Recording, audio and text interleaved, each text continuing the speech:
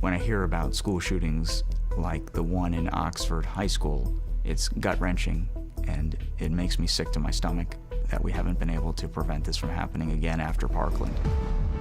My little boy Alex was murdered in the Parkland school shooting. The last time I saw Alex was on February 14th when I kissed him and I said goodbye to him and told him to have a great day in school. And I thought he would come home to me.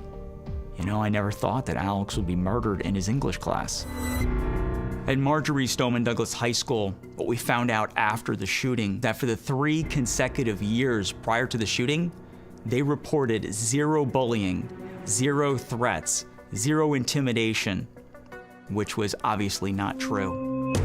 The Parkland shooting should never have happened. They knew the Parkland murderer was a threat. They called him Crazy Boy. Inside the school, he had accumulated over 55 different disciplinary incidents. Law enforcement was at his house over 40 times, and no one did anything. At Marjory Stoneman Douglas High School, there was a culture that this was not going to happen here. They were complacent, they were not trained properly, and if they had done the threat assessment properly, Alex and 16 others, I believe, would still be here today. Well, Max, thank you for being here. Thank you. And I'm so sorry for your loss. And I know that every time this happens, that has to be a trigger for you that brings all of this back. It's got to make it seem like it was yesterday. It's infuriating that this still happens. After this happened, nothing else seemed to matter in my life, and the only thing I wanted to do was make sure this never happened to another family again. And unfortunately, I haven't been successful. You are an absolute expert on prevention and threat assessment. You've made this your business to learn about this. How do you feel about these parents being charged? I think that we need to hold these parents accountable. You know, we know that in most of these instances, these shooters get their guns from their parents or relatives, and we've got to hold these parents accountable. They're complicit. They've got to secure these weapons. My older son was at Marjory Stoneman Douglas that day. The fire alarm was pulled, and I had just wandered into a supply closet with a janitor and maybe a couple of peers. I called my son, Ryan, and he said, "Dad, where's Alex?" I said, "I don't know." He said, "Dad, don't worry, it's gonna be okay." I said, "Ryan, I don't think it's gonna be okay." Alex wasn't at the hospital. The reason he wasn't at any of the hospitals is because he was still at that school, shot and bleeding and dying. In the situation at your school, this individual that did the shooting had a lot of situations and circumstances that drew attention to him, correct? Lots of conflict with authority, lots of interaction with counselors, lots of problems that made this not come out of the blue. Fair enough? Yeah, he certainly had a reputation. How would you describe it? No, I mean, even going back to middle school, everyone knew him, as my dad said, as someone who had mental health issues, who was not afraid to maybe even harm others. And so it's important, as I said, to not be complacent and to think it is possible that someone can bring a weapon to school and plan to kill people, whether they've gotten in fights or spoken back to teachers. There is a process that builds up to becoming a school shooter. So this person was distinguished. He had like 55 different interactions, I believe. Yeah, exactly, Dr. Phil. This individual, when he came on campus, the security monitor saw him and noticed him. They called him Crazy Boy because you're right, he had already been exhibiting 55 different disciplinary incidents. Law enforcement was at his house over 40 times. There were reports to school administrator that he wanted to be a school shooter. The best way to prevent the next school shooting is to proactively do everything you can to make sure it never happens in the first place. People ask us all the time, why can't we say what the profile is so you can spot these people? And you just can't. And the United States Secret Service their National Threat Assessment Center has done a study. They looked at 41 of these shootings between 2017 forward. And this is basically, and I'm going to put this on the website so people can see, there is no profile of a student attacker. There's not a certain age, a certain characteristic. They have multiple motives. And the most common is a grievance with a classmate or a staff member or a romantic relationship. And most attackers use firearms and they get them from home, even if they're locked up. Most attackers have experienced psychological, behavior, or developmental symptoms. Most have had an interest in violent topics. And so if you watch what they're writing or posting, they're going to look at things like Columbine or Parkland, that sort of thing. All attackers experience social stressors like these peer relations or romantic problems. Almost all experience negative home life factors. There's been a divorce or drug use, domestic violence, criminal charges inside the home.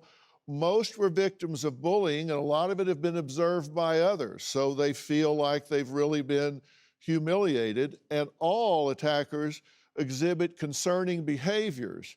And that's these things we're talking about, psychological, behavioral, developmental, and 89% displayed objectively concerning behaviors, and 2/3 of them directly told somebody or their behaviors were observed. And it's so interesting that so many of them tell somebody what they're going to do and when they're going to do it, but those people either choose, like 23% of them choose to just avoid that person.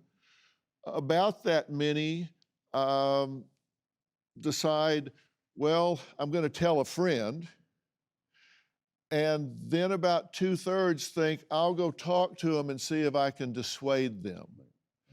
And less than 50% go to a person in authority that can do something about it.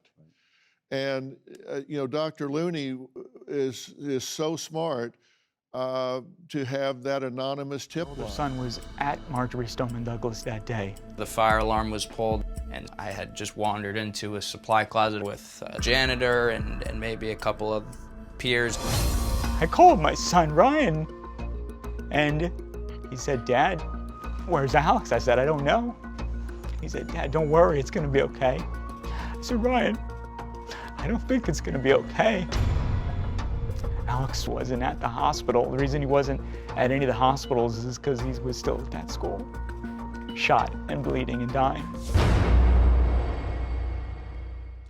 Max's son, Ryan, was a senior at the time of the 2018 Parkland school shooting. Ryan says, just as I mentioned to Max, that he's triggered every time there's another incident. I can't even imagine. When you wake up, turn on the news, click on your computer, and you see all of those police cars swarming around the school, people running out, and those headlines start blasting, what's that do inside you?